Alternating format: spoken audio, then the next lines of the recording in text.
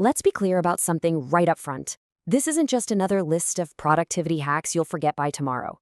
We're going to dive into something much deeper, a powerful framework for building a truly effective life, all based on Stephen Covey's incredible 7 habits.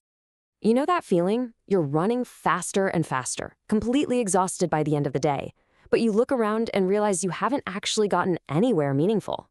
If you're tired of just spinning your wheels and want to find a better way, well, you are in exactly the right place. We're about to unpack the solution. So here's the core idea from Covey. So many of us get caught up chasing these superficial fixes. He called it the personality ethic.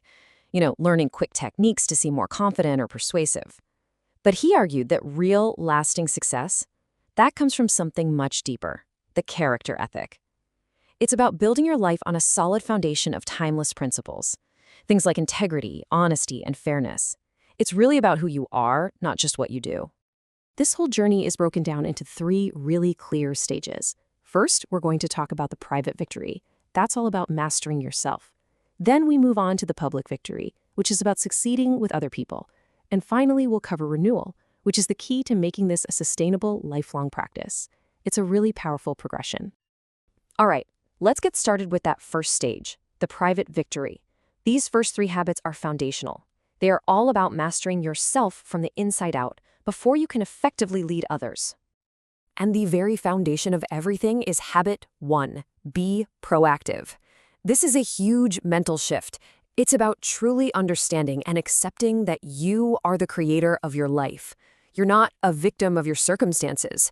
You are always in charge of your response. So how does this work in practice? Well, think of 2 circles. Reactive people spend all their energy on their circle of concern. The weather, the economy, what other people think, all stuff they can't control.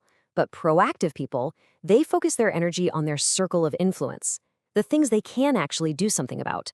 And here's the magic part. The more you work within that circle of influence, the bigger it gets. Okay, moving on to habit 2, begin with the end in mind. This is such a powerful idea. Think about it. Everything is created twice. A house is first designed as a blueprint, and then it's built physically. It's the same with your life. If you want to build the life you truly want, you have to have a clear vision, a personal blueprint first. And Covey has this incredibly powerful exercise to help you find that vision. He asks you to imagine your own funeral. What would you want people to say about you? About the life you lived, the person you were? I know it's intense, but the answer to that question connects you directly to your deepest values.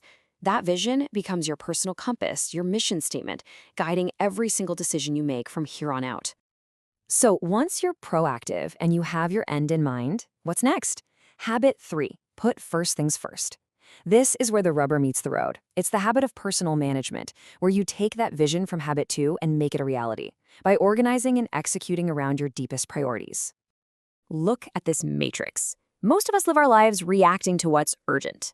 We're either in quadrant 1, putting out crises and fires, or we're in quadrant 3, dealing with interruptions and distractions that feel urgent but aren't actually important. But highly effective people, they live in quadrant 2. This is the sweet spot, the stuff that's important but not urgent. This is where planning, relationship building, and real, meaningful growth happens. Okay, so once you've achieved that private victory, once you've mastered yourself, you're ready for the next stage. We now move to the public victory. This is where we shift from being independent to what Covey calls interdependent. It's all about creating amazing success with other people. And that starts with habit 4, think win-win. And I want to be really clear here, this is not just a negotiation tactic. It's a total philosophy for human interaction. It's a mindset that says, in every situation, I'm going to seek a solution that benefits both of us. It's not about my way or your way. It's about finding a better way together. Now, to truly live a win-win life, you need what's called an abundance mentality. This is the core belief that there's plenty of success, credit, and happiness to go around for everyone. It's the complete opposite of a scarcity mindset, which is the idea that if you win, I have to lose.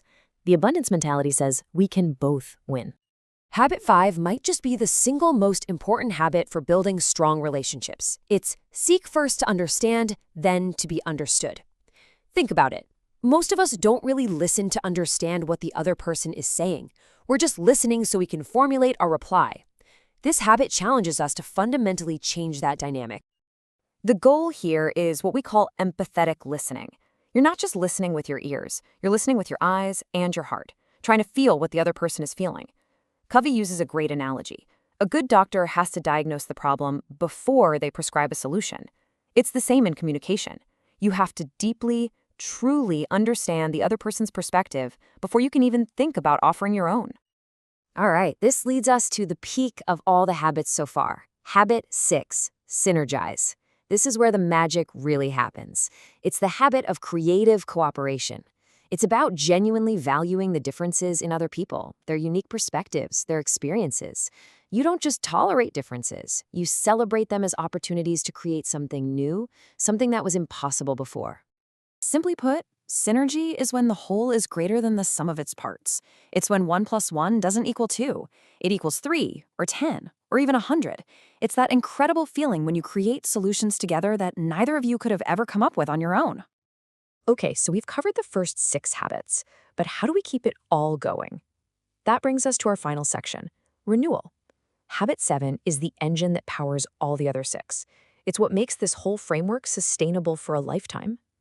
Covey tells this great little story about a woodcutter who's working frantically to saw down a tree. Someone comes by and says, "Hey, why don't you take a break and sharpen your saw?" And the woodcutter replies, "I can't. I'm too busy sawing." Well, in this story, you are the saw. Habit 7, sharpen the saw, is all about taking the time to preserve and enhance your single greatest asset, which is you. And this means taking care of yourself in 4 key dimensions. There's the physical, your body, exercise, nutrition. The mental, reading, learning, keeping your mind sharp. The social and emotional, nurturing your relationships. And the spiritual, connecting with your deepest values and purpose. When you regularly invest in all 4 of these areas, you create this amazing upward spiral of growth. So, what's your next habit? You see, these 7 habits aren't just a random collection of good ideas. They're a complete, interconnected system for building a balanced and effective life. So the real question I want to leave you with isn't what you've learned today. It's what you're going to do with it. Take a moment and really think, which one of these habits, if you were to focus on it for the next month, would have the single greatest positive impact on your life right now? Whatever your answer is, that's it. That's where your journey begins.